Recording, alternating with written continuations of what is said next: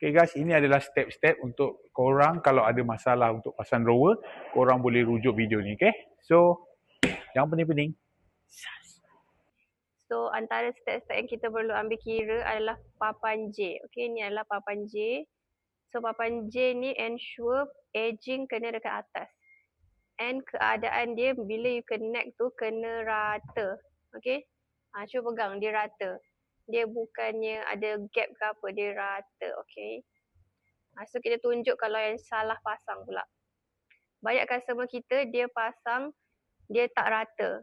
Tak rata maksudnya dia connectkan kita punya mini fix tu dia connected tapi dia terbalik.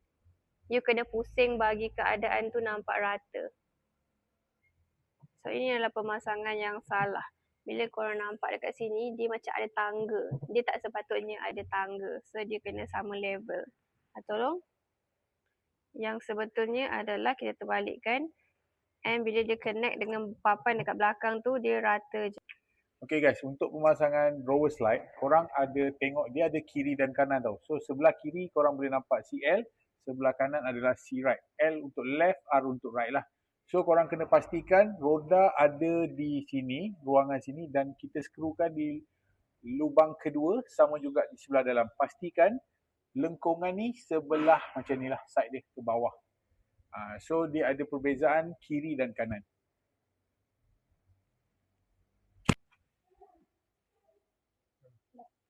Okey, untuk pemasangan di bahagian drawer pula pun sama, korang boleh tengok kat sini DR dan juga ada DL. So DR ni untuk drawer right yang sebelah kiri, DL adalah untuk drawer left. So korang kena pasang macam ni. Skru pun sama, skru tempat kedua sini.